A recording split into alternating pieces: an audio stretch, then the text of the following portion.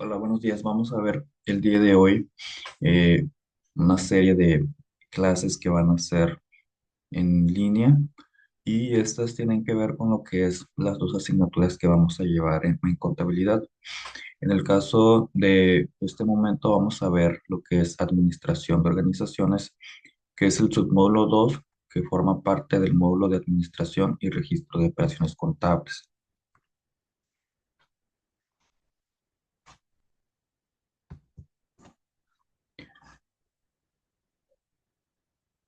Ya habíamos hecho mención sobre lo que era la empresa, habíamos definido, pero ahorita vamos a ver la clasificación. Y esta clasificación tiene que ver como cómo ubicamos a los tipos de negocios y que estas estructuras, pues más que nada, son las que actualmente están vigentes. Primero, están constituidas según su tamaño. Vemos que hay micro, pequeñas, medianas y grandes. Hay del sector, dependiendo de la actividad a la que se refieran. Aquí hablamos de los sectores productivos, en este caso el primario, acuérdense que son pues, las actividades que tienen que ver con el campo, con la agricultura, con la ganadería, con la pesca, etcétera. El sector secundario tiene que ver con la parte industrial, los que se encargan de transformar las materias primas. Por ejemplo, las procesadoras de frijoles, por ejemplo, la Costeña es una empresa del sector secundario. Y el sector terciario son los servicios. Ahí pueden ser los restaurantes, pueden ser los comercios, las tiendas de autoservicio, etcétera.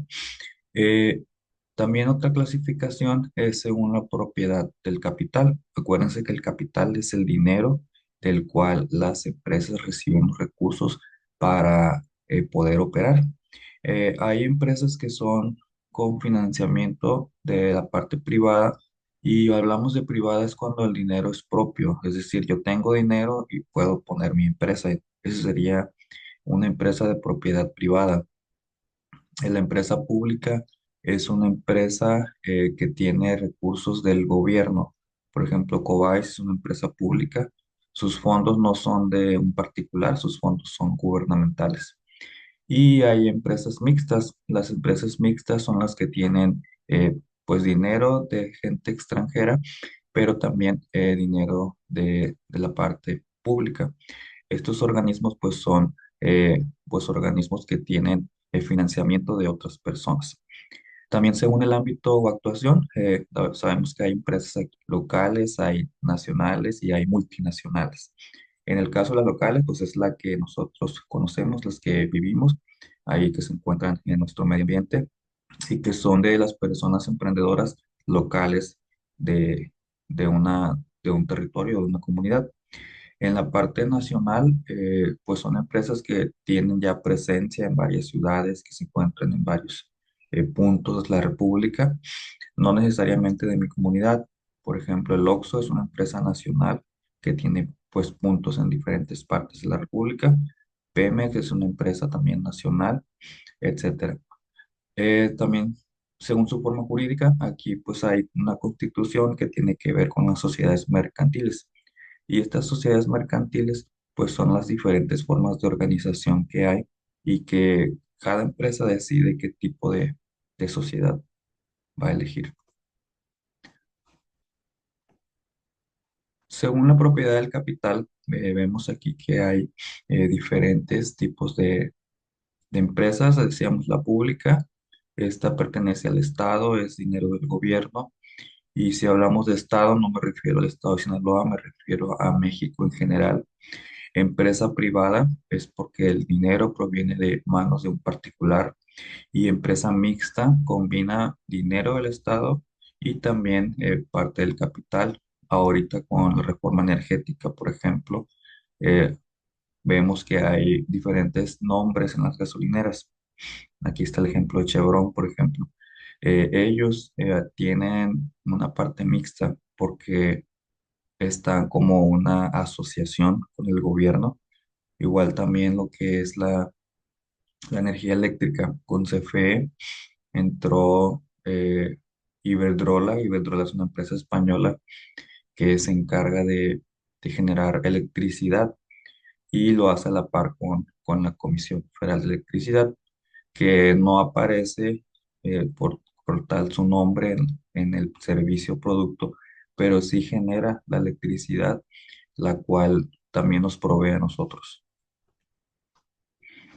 La empresa se clasifica también de acuerdo a su actividad. Aquí vamos a recordar que el sector primario, pues es la ganadería, es la pesca, es la extracción, son los minerales, son los recursos naturales que pueden ser renovables o no renovables. El sector secundario es la transformación de las materias primas. Aquí entra también lo que es la construcción, entra lo que es la parte textil, entra lo que es la maquiladora, etcétera. Y las empresas terciarias, que estas son las que tienen principalmente los servicios, por ejemplo, el transporte, los bancos, el comercio, los seguros, los hoteles, la escuela es un servicio, etcétera. Hablábamos de empresas locales, que son aquellas que operan en un municipio, ciudad o departamento. Estas no van más allá de su localidad.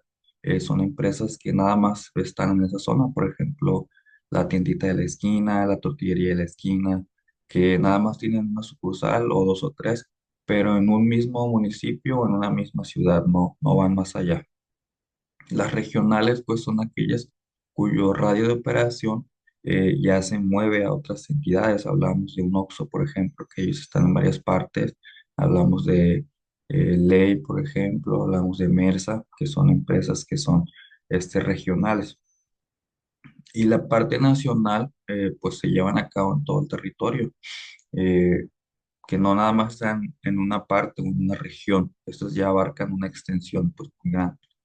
Y la internacional, pues, son aquellas que son de capital extranjero, pero que se ponen aquí en nuestro país. Por ejemplo, el Walmart es una empresa transnacional, Home Depot es transnacional, que tienen pues su capital de origen es de otros países.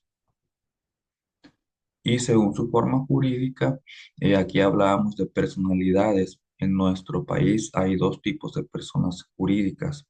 Las personas jurídicas son las que tienen capacidad para tomar decisiones, pero también tienen la obligación de, de ciertos aspectos que cumplir.